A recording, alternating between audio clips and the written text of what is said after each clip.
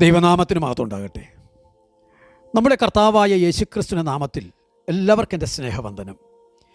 യുഗങ്ങളിലൂടെ ക്രിസ്തു ഭാഗം 37. പരിശുദ്ധാത്മാവിൻ്റെ ദൈവത്വത്തെക്കുറിച്ചാണ് നാം കേട്ടുകൊണ്ടിരിക്കുന്നത്. പരിശുദ്ധാത്മാവിൻ്റെ ദൈവത്വമുണ്ട്. യോഹന്നാൻ 3:6 ആത്മാവിനാൽ ജനിക്കുകയെന്ന് യേശു പറഞ്ഞു. അതുപോലെ 1 യോഹന്നാൻ 5:4 ദൈവത്തിൽ നിന്ന് ജനിക്കുക എന്ന് പറയപ്പെടുന്നു. ഈ രണ്ട് വാക്യങ്ങളെയും ചേർത്ത് നോക്കിയാൽ നമ്മിൽ പുതിയ സ്വഭാവത്തെ ഉളവാക്കുന്ന ആത്മാവ് ദൈവമാകുന്നു എന്ന് തന്നെ മനസ്സിലാക്കാം. അതുപോലെ അപ്പോസ്തല പ്രവൃത്തികൾ 13:2 പരിശുദ്ധാത്മാവ് അപ്പോസ്തല ശുശ്രൂഷയ്ക്കായി ബർന്നബാസിനെയും ശൗലിനെയും വിളിച്ചുവെന്ന് കാണുന്നു. മഹാപുരോഹിതനായി ദൈവത്താൽ വിളിക്കപ്പെട്ടതല്ലാതെ ആരും ആ സ്ഥാനം സ്വതവേ എടുക്കുന്നില്ല എന്ന് എബ്രായ ലേഖനം 5:4 കാണുന്നത് കൊണ്ട് ദൈവ ശുശ്രൂഷയ്ക്കായി ആളുകളെ വിളിക്കുന്ന ആത്മാവ് ദൈവമാണെന്ന് മനസ്സിലാക്കാം. അതുപോലെ കൊയ്ത്തിൻ്റെ യജമാനനോട് കൊയ്ത്തിന് വേലക്കാരെ അയക്കേണ്ടതിന് യാചിപ്പിനെന്ന് യേശു തൻ്റെ ശിഷ്യന്മാരോട് മത്തായി 9:38 പറയുന്നു. പരിശുദ്ധാത്മാവ് അപ്പോസ്തലന്മാരെ പറഞ്ഞയച്ചുവെന്ന് ലൂക്കോസ് എഴുതുന്നത് ഇങ്ങനെയാണ് അപ്പോസ്തല പ്രവൃത്തിയിൽ 13:4. അതുകൊണ്ട് സുവിശേഷം പ്രസംഗിക്കുന്നതിന് വേലക്കാരെ അയക്കുന്ന പരിശുദ്ധാത്മാവും കൊയ്ത്തിൻ്റെ യജമാനായ കർത്താവും ഒരാളാണെന്ന് തെളിയുന്നു.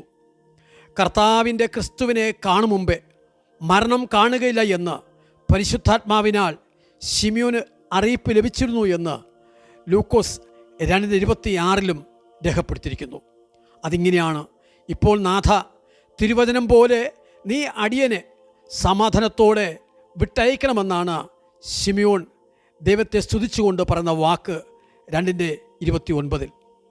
അതുപോലെ അവൻ അതിനാൽ വെളിപ്പെടുത്തിയ പരിശുദ്ധാത്മാവും ദൈവവും ഒരാളാണെന്ന് അവിടെയും തെളിയുന്നു.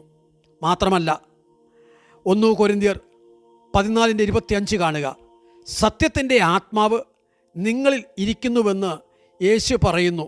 ദൈവം വാസ്തവമായി നിങ്ങളുടെ ഇടയിലുണ്ട് എന്ന് പൗലോസ് അവിടെ എഴുതിയിരിക്കുന്നു. യോഹന്നാൻ 14:17 കൂടി കാണുക.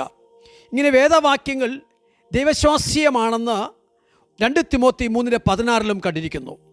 ദൈവകൽപ്പനയാൽ മനുഷ്യർ പരിശുദ്ധാത്മാ നിയോഗം പ്രാപിച്ചിട്ടാണ് സംസാരിച്ചതെന്ന് 2 പത്രോസ് 1:21 പത്രോസ് എഴുതിയിരിക്കുന്നു. എല്ലാവരും ദൈവത്താൽ ഉപദേശിക്കപ്പെട്ടവരാകുമെന്ന് യേശു പറഞ്ഞു. അത് ഞങ്ങൾ മാനുഷജ്ഞാനം ഉപദേശിക്കുന്ന വചനങ്ങളാലല്ല, ആത്മാ ഉപദേശിക്കുന്ന വചനങ്ങളാൽ തന്നെ പ്രസ്താവിക്കുന്നു എന്ന് പൗലോസ് 1 കൊരിന്ത്യർ 2:13 രേഖപ്പെടുത്തിയിരിക്കുന്നു. ഇങ്ങനെ ഈ വാക്യങ്ങളെ ഒത്തുനോക്കുമ്പോൾ അവയിൽ ദിവ്യജ്ഞാനത്തെ ഉപദേശിക്കുന്ന ആത്മാവ് ദൈവമാണെന്ന് തന്നെ നമുക്ക് കാണാൻ കഴിയുന്നു. അതുപോലെ അപ്പോസ്തല പ്രവൃത്തി 5:3-4 വാക്യങ്ങളിലേക്ക് വരുമ്പോൾ പരിശുദ്ധാത്മാവിനോട് വ്യാജം കാണിപ്പാൻ സാത്താൻ്റെ ഹൃദയം കൈവശമാക്കിയതെന്ത്? മനുഷ്യരോടല്ല, ദൈവത്തോട് അത്രേ നീ വ്യാജം കാണിച്ചതെന്ന് പത്രോസ് പറയുന്ന വാക്കുകൾ ശ്രദ്ധേയമായാണ്. അതുപോലെ നിങ്ങൾ ദൈവത്തിൻ്റെ മന്ദിരമെന്നും ദൈവത്തിൻ്റെ ആത്മാവ് നിങ്ങളിൽ വസിക്കുന്നു എന്നും നിങ്ങൾ അറിയുന്നില്ലയോ? ദൈവത്തിൻ്റെ മന്ദിരം വിശുദ്ധമല്ലോ, നിങ്ങളും അങ്ങനെ തന്നെ എന്ന് പൗലോസ് 1 കൊരിന്ത്യർ 3:16 6:19 നോക്കുക. ഈ പറയപ്പെട്ട വാക്യങ്ങളെല്ലാം ഒത്തു നോക്കുമ്പോൾ ദൈവാത്മാവ് ദൈവമാണെന്ന് തന്നെ തെളിയപ്പെടുന്നു. അതുപോലെ ഞാൻ ദൈവത്തിൻ്റെ ശക്തി കൊണ്ട് ഭൂതങ്ങളെ പുറത്താക്കുന്നു എന്ന് യേശു പറയുന്ന വാക്കുകൾ ലൂക്കോസ് രേഖപ്പെടുത്തിയിരിക്കുന്നു 11:20. ദൈവാത്മാവിനാൽ താൻ ഭൂതങ്ങളെ പുറത്താക്കുന്നുവെന്ന് യേശു പറഞ്ഞതായി മത്തായിയും പറയുന്നുണ്ട് 12:28.